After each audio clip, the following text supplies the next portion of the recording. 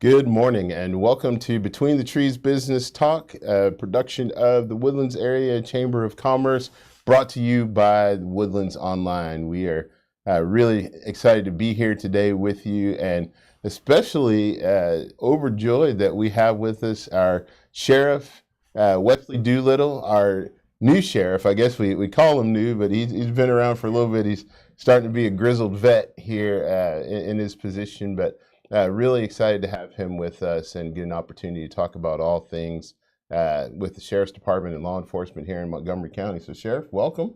Good It's morning, good to Aaron. see you. How are you, sir? We are so excited to have you with us and to be able to share a lot of the great things that are going on, with our community, with the department. And you still relatively new at the helm, right? So, Yes, sir. So we can't put too much on your shoulders yet. You got the weight, but we can't say, "Hey, why hasn't this been done?" It's just a few months. Calm down. Absolutely. For sure. Well, let's get started. Let's talk just a little bit to know, like I said, being a little bit new still to your position. Let's share a little bit about your background. What was your journey like coming into law enforcement and getting going? Yeah, it's interesting. I grew up here in Montgomery County over Splendora, and spent about the last almost 25 years in law enforcement. I started out, went to the police academy in 1998, the Basic Reserve Academy at Lone Star. I was working as a pipe fitter and welder in a refrigeration company and did service work there. I enjoyed it, but I had a calling to go into law enforcement, so I attended at night the Basic Reserve Academy at what was in Lone Star College. It's Lone Star, North Harris County Community College, it's Lone Star now. And then in 2000, I applied for DPS and went to the all-service recruit school in A2000 and graduated, became a Texas Highway Patrolman, was stationed over in Cleveland and did that for about 5.5 years. Then I promoted into narcotics as a sergeant, and I went to Big Allen and worked on Texas-Mexico border down there for about a year, and then came back up to the Houston area and worked here for a couple more years. And then in 2009, I promoted to Texas Ranger. Sure. And did that for about 13 years. Golly, so it's been quite a journey, and I'm sure in that time have seen a lot and going from, kind of highway patrol to narcotics to all those. It's interesting that you said, you had a job, you were working, but it felt like a calling. And I don't think that people really recognize a lot of times or understand that going into law enforcement is kind of a calling. It's that desire to serve the people, and is that one of the reasons why you got into it? Yeah, I agree with that. I was satisfied with my work. I think that you think about what you want to do in life. I wanted to go in the military. My dad was in the military, and I got married young and did not do that. So when that urge started coming back, had that desire to serve, I jumped right in, and I've been at it for, like I said, almost 25 years. I've had a great career. Got to work for the Constable Philip Cash here in Montgomery County for a couple of years, and been here at the Sheriff's Office now for the last 4 months. And I'm thankful for this opportunity, so I'm glad to be here. Absolutely. Well, we're certainly glad to have you.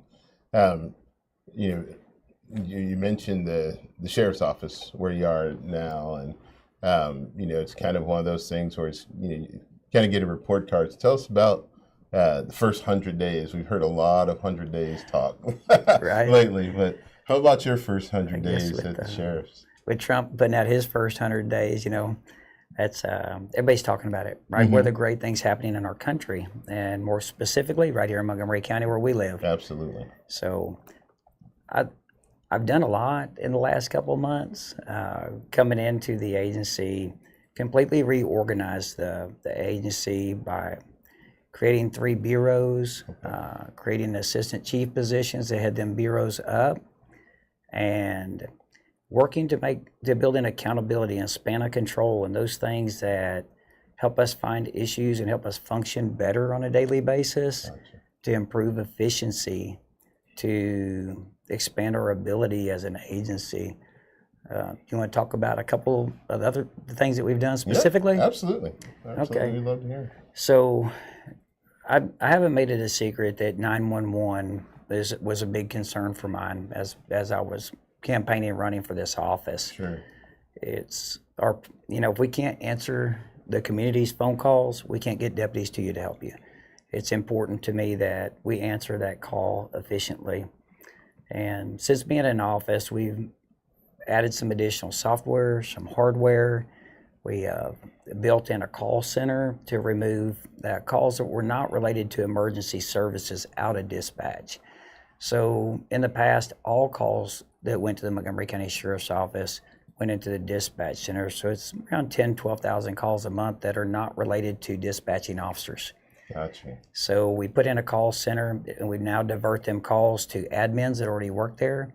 I've invested in a little bit of hardware and software to make those calls easier to transfer around and for people to get information.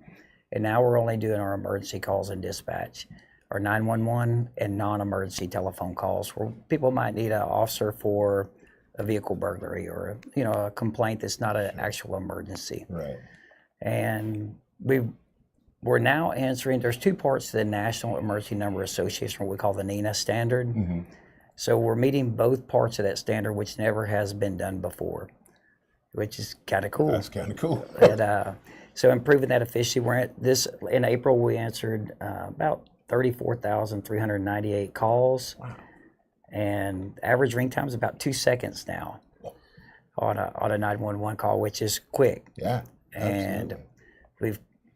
we've cut the time down that our dispatchers are spending on the phone with a caller. If someone has a telephone call that needs to go to fire or EMS, those telephone calls are being routed to them quicker in about 50% faster time than they had been in the past, by making sure that we can still get the call back, auto return phone calls, things like that. Sure. For 911 hang-ups. If somebody calls and hangs up before we can answer the phone, that we have a service now that will automatically start calling them folks back, and they can opt out of the telephone call if they want to.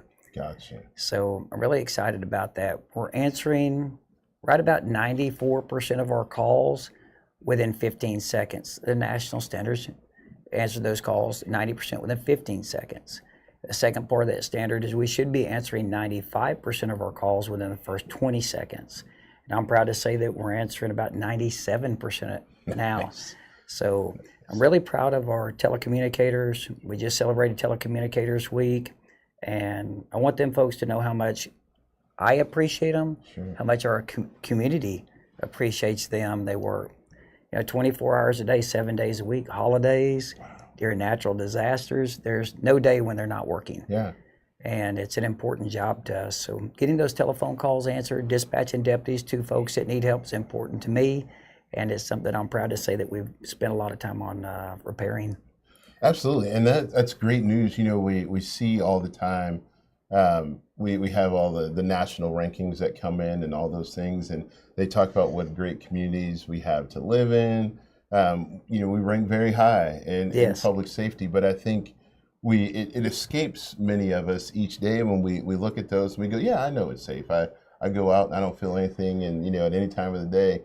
But Right. the nuts and bolts behind that, to know that we have folks 24 hours a day, 7 days a week, answering calls within 10 seconds, that's where safety starts, right? Right. Oh, absolutely. Because, that immediate call, we're able to get somebody out and able to deal with it. That's an incredible first 100 days implementation. Yes. Any other things you want to share with us about? So I don't believe it's any secret that we're seeing jail overcrowding. It's a problem that we're experiencing not just here in the county, but across the state.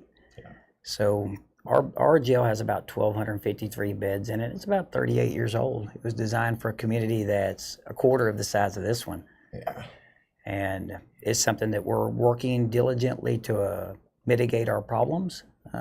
Within the first couple of months, we went to the Texas Jail Commission, and we were able to obtain a variance to add 64 beds to our jail to increase our occupancy, which helps us to house those that need to be in our jail. Sure. And we are searching for and trying to find other solutions for jail overcrowding. We recently did a memorandum of understanding, or MOU, with the Waller County Sheriff's Office, where we can transfer up to 40 county inmates to Waller County to house them for us. Yeah.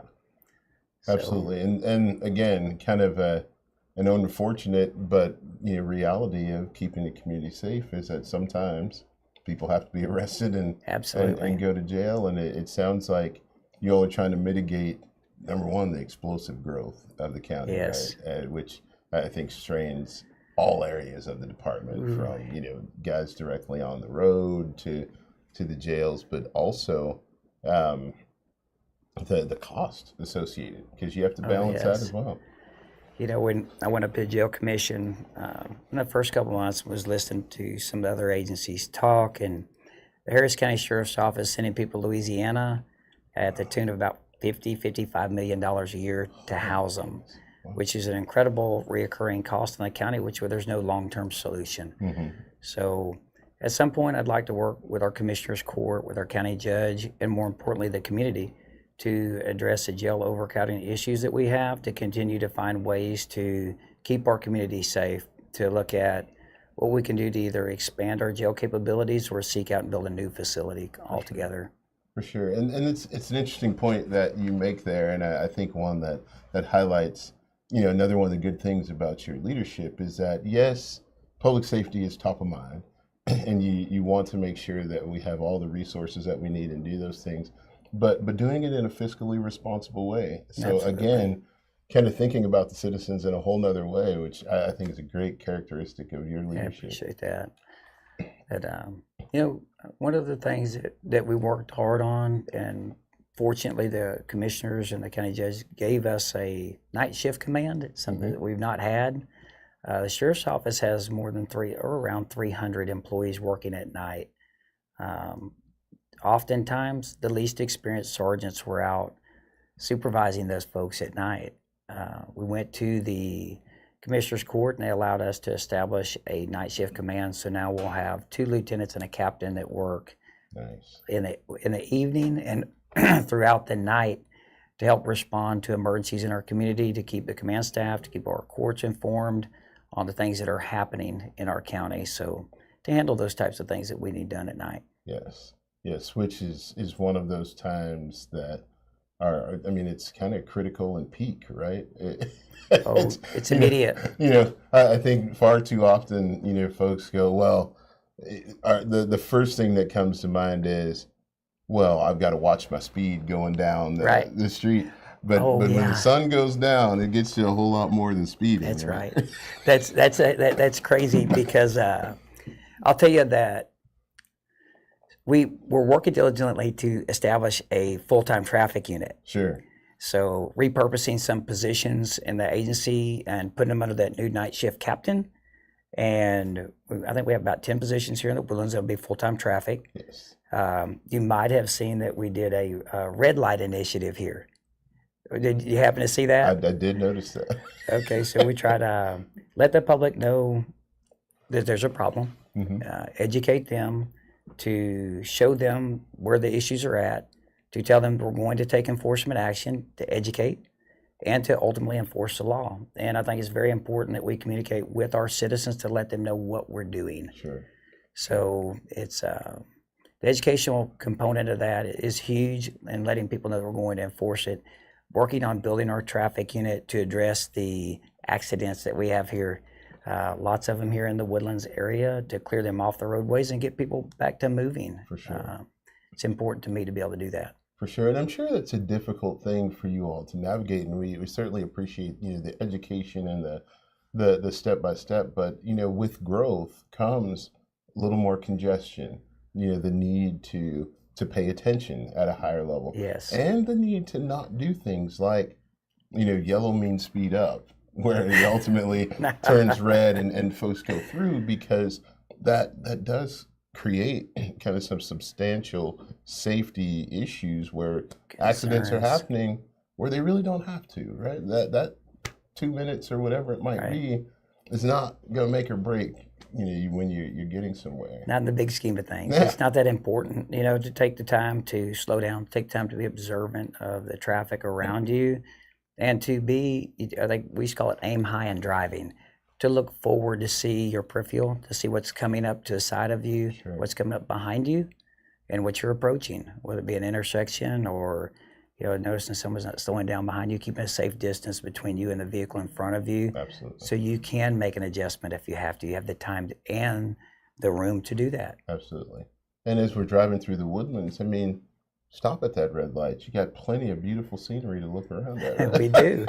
Right here in the trees. Yeah, Right? we just sit right between the trees and we take it all in and kind of remember. I think it brings to our remembrance what a great community we have. So, as you think back over your career, almost 25 years, Yeah.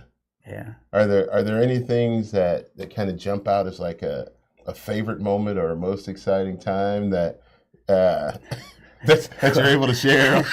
Well, I think it might have been a little bit of news last week. I kind of ran across a road rage deal here in Magnolia. That was fairly remarkable. Yeah, absolutely. Did you happen to see it? I did see it, and I was hoping that we would travel down that road to get to it.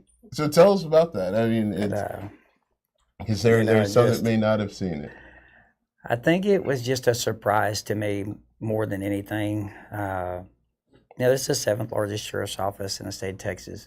My job is primarily administrative, dealing with problems and things within our agency and coming out and meeting folks in the community and things. And last week I was driving to Magnolia to dedicate the Magnolia Annex to Sheriff Tommy Gage. Yes. And, you're thinking about what you're going to say, how this event's going to fold out. And as I was driving up on that situation, I just kind of noticed traffic was stopped going eastbound and slowed down going west. And that's a busy intersection there anyway. There's some construction there. So I didn't think much of it until I saw the vehicle stopped and two guys standing outside their vehicles. And then they started to have a physical altercation. And the only thing I could think of is, well, let me get out and see what's happening here. And it figured it was probably a road rage incident because if you're traveling on 1488 eastbound, well, one lane has to turn left. I think that's 149. Yep. Another one goes straight. So people merge there when they're not supposed to. Right. And it's while it's under construction, I guess tempers flare. That got out of hand, and folks made a snap decision to get out and, cause a disturbance there in the middle of the street. Sure. So my big thing was let's just stop this bad behavior. Absolutely. And take care of this problem. And then as I started walking up to the vehicle, I noticed that the guys had a gun. And I think if you watch the video, you can see my demeanor and you can see a change in how I'm approaching this scene. Absolutely. And this guy had a weapon, so I did. It was a fairly dangerous situation, so I wanted to make sure he knew I was willing to protect myself. Sure. So I asked him to put the gun down, and thankfully he did, and he complied, and we're able to get him in custody and prevent any harm to our community, any bystanders, or even to each other, the folks that were willingly participating in that disturbance. Absolutely. Well, and it's a good reminder that, if you're traveling up and down the road, you never know where Sheriff Doolittle might be, so you better keep it under control. But it's good number one, that, your training and experience all kind of just took over and you were able to be in the right place, the right time to diffuse the situation. And but seeing that kind of mode shift of ambassador to active in just that split second, we know, I think, from the top down, right, that we're safe, and we have folks who can handle just about every situation that's thrown at them, and that's good to know as well. Yeah, I think a couple of things there. We all take an obligation as a policeman to uphold law, to protect people's safety and their property, and to take care of business. And even though someone's role might be administrative, they might be someone's not in the public often, that we still have an obligation to the community to keep them safe. Absolutely. And I'll tell you, so after the ceremony, one of the lieutenants out in Magnolia showed me that video, and it caught me off guard that it was on video. Yeah. I first wanted to make sure there was no audio associated with it, because sometimes you have to talk to people in a way they're willing to act and effectively communicate with them. And when I saw the behavioral change and just my physical response, I got a glimpse of that old highway patrolman that's still deep down in there somewhere. Yeah. and the willingness that I have to act and to protect this community. I've said throughout my campaign that to lead from the front. Sure. And what I mean by that is to be the example, to demonstrate a willingness to do any part of this job, and to appreciate every person that works at the Montgomery County Sheriff's Office, because they do that kind of stuff every day in this community. Yeah. And it brings about a whole new level of appreciation for the job that the deputies do here. So I would want them to know that I have their back and I appreciate the work that they do. Absolutely. That's phenomenal. We certainly appreciate you and all of the men and women of the department and the work that they are doing. So we're on the cusp of school getting out, summertime activities kicking Yes, up. sir. What are your thoughts, recommendations, lessons for the community to be on the lookout for? First of all, I'd want the community to know that we're here for you if you need us. Absolutely. That if you have an accident, something's not going right, you have disturbance, something you didn't anticipate. It could be something as minor as a vehicle break-in at the mall. Yeah. You know, that we will be here to help you. I would tell folks that the summertime is dangerous. I was talking with our district attorney, Brett Ligon, about the 100 deadliest days of summer that are coming up. We'll be working on a project, doing hopefully some task force operations. We've had a couple of them since I've been here. Sure. We had a big task force. We called it Operation Safe Streets over a weekend where we had a big truck show at Conroe Fairgrounds, Yes. which had historically caused some property damage and some concern in our community. We did an operation with about 150 police officers with, I think it was about 26 different agencies involved. And over the course of that weekend, we stopped about 600 vehicles. Wow. Arrested about 59 people and seized guns and cars and things like that. And we had one on Monday for Cinco de Mayo. Even though it was raining, we wound up with about 22 arrests, 177, 179 traffic stops that night, about 50 police officers and multiple agencies. I will tell you that our partnership with the other agencies in this community is important to me. Yes. I met with Chief Buckholz with the Conroe Police Department this morning for coffee before work, and just talked to him about some of the things that we're going to be doing together in the future. And there's no better way to demonstrate to this community that we're willing to keep folks safe than by working with each other, by sharing the responsibility, by sharing resources, sharing the vision that we have to keep Montgomery County safe. Yes. So those things are hugely important to me. Absolutely. And that seamless communication, it is great because, even here in the Woodlands, we have a lot of folks who come to work every day who may not live necessarily in the township.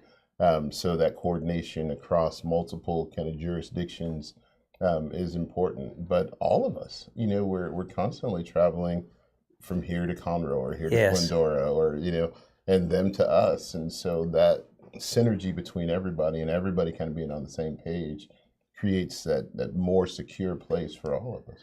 I agree. And what I might add to that is that not just Montgomery County, every county contiguous to Montgomery County that we work well with, the sheriffs, the police chiefs, that we've been working together on like these, what jugging operations are, or what people that will follow you from the bank. They'll break into your cars and steal money, purses, things like that. Maybe while you're getting gas, maybe when you pull in your driveway or show back up to work and you don't feel comfortable taking that money into the office with you or walking around with it. Mm-hmm. We're working with the Houston Police Department and the Harris County Sheriff's Office on some task force operations, proactive operations to target these folks that would be willing to do that kind of crime in our community, and not just to address it here in Montgomery County, but to follow them wherever they go to make sure that we hold them accountable. Absolutely. So it's I've said often that not just folks that live here, that worship here, that work here, but that visit here. Yeah. To keep our community safe, we have an obligation to do that. I'm glad to be able to be a part of the solution. Absolutely. Well, we're certainly glad to have you bringing those solutions and being a part of it. We appreciate your leadership and your heart, and like I said, all the men and women of the department. It's been great visiting with you today. Any closing thoughts or ideas that you want to share with us? Mm, I don't know if there's anything that we haven't covered that I'd like to share. I would like, since this, folks at the Woodlands will see this and probably beyond the Woodlands, Mm-hmm. is just thank you for the opportunity to be your sheriff. I wanted to be the sheriff.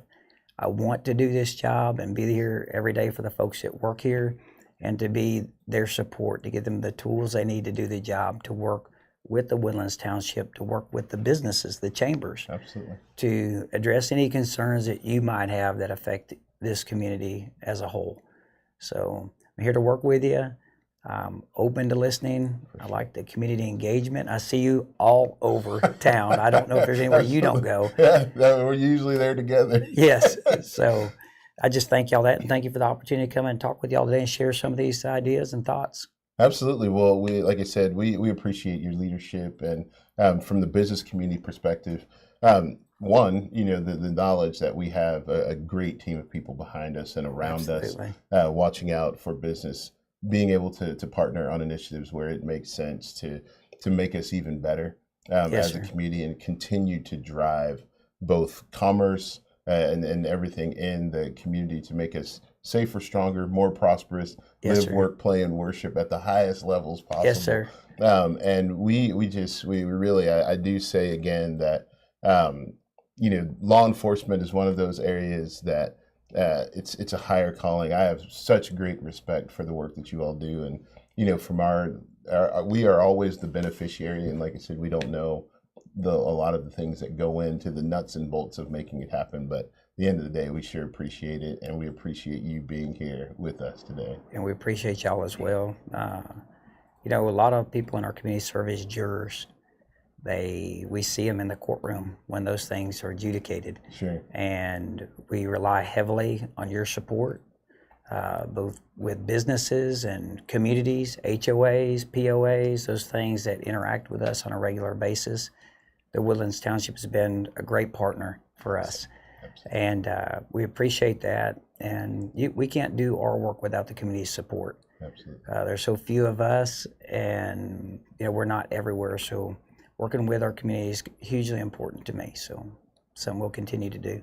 All right. Well, we again thank you so much, and we thank everybody for tuning in today.